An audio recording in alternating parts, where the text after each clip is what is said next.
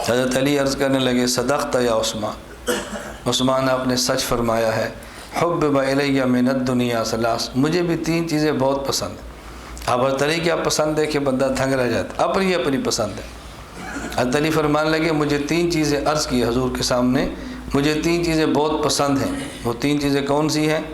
Number 1، حضرت علی فرمانے لگے نمبر 1 الخدمۃ للضیف، مہمان کی خدمت کرنا، والصوم فی السیف، گرمی میں روزے رکھنا، والضرب بالسیف، اور تلوار سے دین کے دشمن کو ختم کرنا۔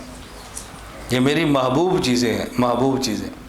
نمبر 1 الخدمۃ للضیف، مہمان کی خدمت کرنا۔ میں اکثر خصوصاً اپنے ہاں، باقی تو میں نہیں عرض کرتا، اپنے اساتذہ کو، طلباء کو میں بہت شدت سے یہ بات کہتا ہوں کہ رسول اکرم صلی اللہ علیہ وسلم کے اس کلام پر غور فرمائیں۔ من کان یؤمن باللہ والیوم الآخر فلیکرم ضیفہ، جو شخص اللہ اور قیامت کے دن پر ایمان رکھتا ہے وہ مہمان کا خیال کرے، مہمان کی خدمت کرے۔ یہ نہیں فرمایا کہ مسلمان کی، تعلق والے کی، مالدار کی، مدرسے کے معاون کی، نہیں، مہمان ہوتا ہے بس۔ صبح آپ طلباء کے سامنے ہیں کہ فجر کی اذان کے وقت جنریٹر نہیں چل رہا تھا، تو میں نے اذان کے وقت فون کیا مولانا بشیر صاحب کو، پھر خضریات کو، بھئی جنریٹر نہیں چل رہا، تو انہوں نے کچھ مسئلہ ہے۔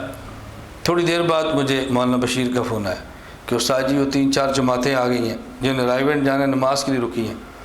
میں نے کہا مفتی صاحب سے کہو، شبیر صاحب سے، کہ فوری طور پہ انتظام کرو اور ان 4 جماعتوں کے لیے چائے کا اہتمام کرو۔ جو ہی ہم نماز پڑھیں، سورہ یاسین پڑھیں، مجلس ذکر سے فارغ ہوں تو چائے باہر تیار پڑی ہو۔ میرا خیال ہے 15 منٹ لگے ہوں گے یہ 40-50 آدمی کے لیے۔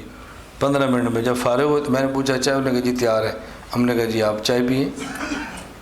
میں نے پھر ان طلباء سے بھی کہا، میں نے کہا بھی یہ نہیں یہ ہمیں جانتے ہیں نہیں جانتے چھوڑو، بھئی جماعتیں ہیں، رائیونٹ جا رہی ہیں، اللہ کے راستے میں نکلی ہیں، دین کی خدمت کے لیے جا رہے ہیں، چائے پلاؤ۔ ہمیں جانتے ہیں پھر بھی پلاؤ، نہیں جانتے پھر بھی پلاؤ، تعلق ہے تو پھر بھی پلاؤ، نہیں تعلق تو پھر بھی پلاؤ۔ ہمارے مہمان ہیں، ہم ان کی خدمت ہمارے ذمے ہے۔ مجھے ابھی تھوڑی دیر پہلے بھی مولانا بشیر کہہ رہے تھے استاد جی ایک بات ہمیں سمجھ نہیں آئی۔ میں نے کہا وہ کیا؟ 15 منٹ میں چائے 40 بندوں کی تیار ہوتی نہیں، ہم خود حیران تھے کیسی ہوگی۔ میں نے کہا تم یہاں حیران ہو، خدا گواہ ہے میں کینیا میں تھا، مولانا طارق اس سفر مجھ سے بیعت بھی ہوئے، تو مجھے انہوں نے کہا استاد جی ہمیں سمجھ نہیں آتی آپ کے کام اتنی جلدی کیسے ہوتے ہیں۔ میری واپسی کی ٹکٹ جمعہ کے دن رات کی تھی، تو میں نے کہا جمعہ رات کی رات کراؤ، میں نے ایک دن دبئی رکنا مجھے کام ہے۔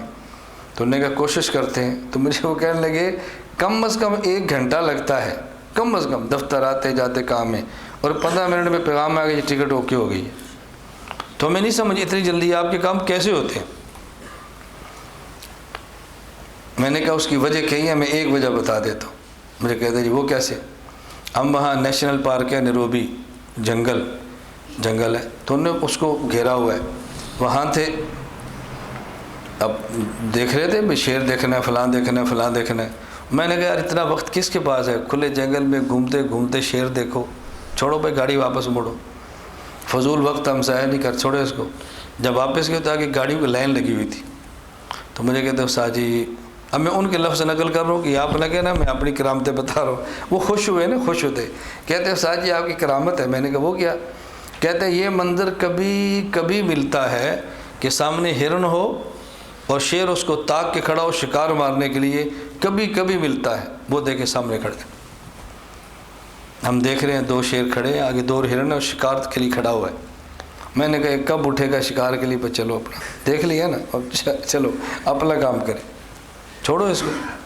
آگے ہم گئے تو وہاں جنگل میں جیسے ملازم ہوتے جاتی، وہ یہ قسم بندر کے کئی قسم ہیں، وہ ویڈیو پہ سارے نیٹ پہ نہیں، ہم اندر کے خاص قسم کا بندر تھا، خاص قسم کا۔ اس سے وہ کہتے تھے یہ جج ہوتا ہے نا، جج کو کیا کہتے ہیں پتہ نہیں، اس کو جج منکی کہتے کیا کہتے، اس طرح کو نام تھا۔ نام کیا ہوتا کہ اس کے اوپر جو بر ہے نا، بال بڑے بڑے، وہ اس طرح ہوتا ہے جیسے کسی نے وردی پہنی ہوتی ہے، یعنی یہاں پر کالے ہیں نیچے سفید ہے، اس طرح کے بال تھے۔ تو کہتے ہیں جو کوٹ ہوتا ہے نا جو جج یا وکیل پہنتے، اس کوٹ کی طرح اس کا پورا اوپر بالوں کا نقشہ ہے، اس لیے کہتے ہیں۔ خیر ہم دیکھنے کے لیے تو انہیں کہا اوپر ہے نیچے کیسے آئے گا. وہ جو بندہ وہاں کھڑا تھا نا غریب آدمی, تو میں نے کہا 50 شیلنگ نکالو اس کو دو, کینیا کی کرنسی کا نام شیلنگ ہے, روپیہ. میں نے کہا اس کو دے دو, اس کو دیا, یہ ہدیہ آپ کو. وہ تو پورا اس کا مزاج ہی بدل گیا. میں ابھی کھولتا ہوں, میں خوراک لاتا ہوں, ابھی کرتا ہوں, یہ نیچے آئیں گے, پھر کبھی شیر دکھا رہا ہے, کبھی چیتے دکھا رہا ہے, کبھی قریب جا رہا ہے. تو مجھے وہ کہنے لگے استاد جی آپ کی کرامت ہے, اتنا عرصہ ہو گیا, اتنے قریب کوئی لے کر نہیں جاتا. میں نے کہا نہیں کرامت نہیں, یاد رکھو قرآن کریم میں ہے وفی اموالہم حق للسائل, وفی اموالہم حق للسائل والمحروم. اللہ فرماتا ہے کہ غریب کا تمہارے مال میں حق ہے, اس کا حق ہے تمہارے مال میں, تم نے حق اس کو دیا ہے, وہ خوش ہو گیا, اپنے کام کے اندر لگ گئے. ہم غریب کا حق غریب کو دیتے نہیں ہیں تو کام آپ کا رفتار سے کیسے ہوگا؟ یہ آپ نے اس پر احسان نہیں کیا, اس کا حق اسے دیا ہے. تو مہمان جب آپ کے پاس آئے تو مہمان کی خدمت کرنا یہ ہمارے ذمے ہے. ہم سمجھتے کہ ہم نے مہمان کو کھلا کر مہمان پہ احسان کیا ہے, یہ ظلم ہے, بس اس سے تباہیاں پھیلتی ہیں. تو عثمان غنی رضی اللہ عنہ فرمانے لگے الخدمت للضیف, نمبر 1 مہمان کی خدمت, نمبر 2 والصوم فی الصیف, سواد سے گرمی میں روزہ. اب گرمی کے روزے آ رہے ہیں نا, پریشان ہوتے ہیں لوگ, کلیجہ منہ کرتے ہیں, گرمیاں. علی فرماتے ہیں گرمی کا روزہ ہو, علی ہو, کیا بات, مزہ آ جائے.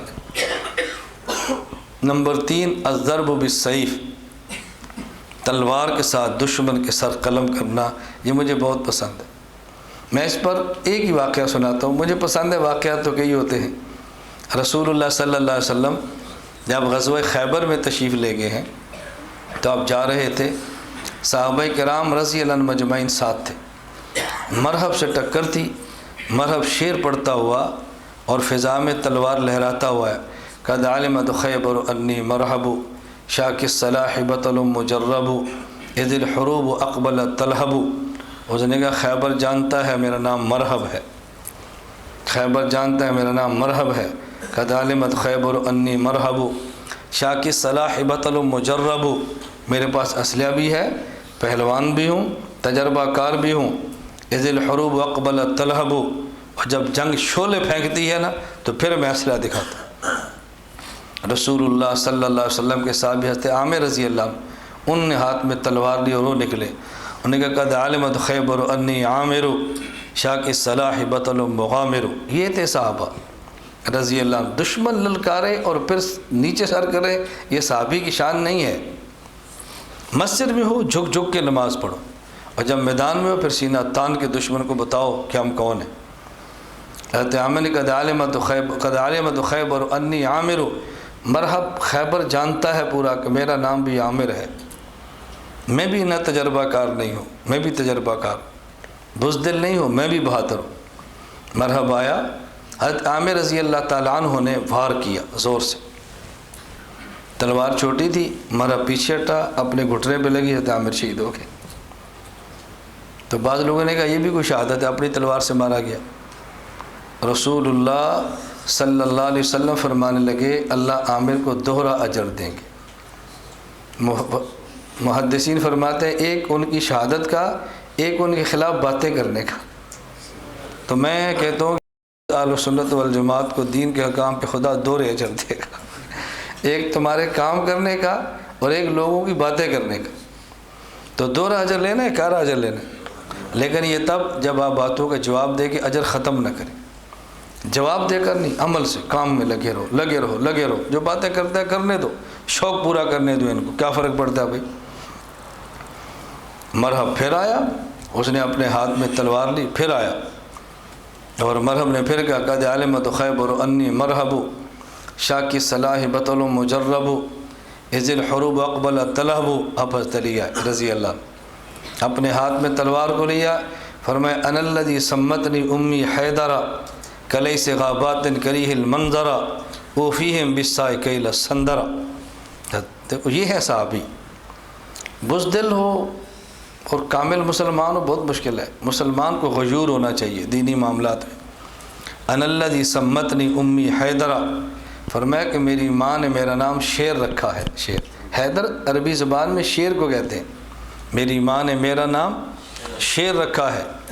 کلیس غابات کریہ المنظرا, میں جنگلوں کا شیر ہوں اور کریہ المنظرہ، مجھے دیکھ کر دشمن ڈرتا ہے اور تو دھندناتا پھرتا ہے۔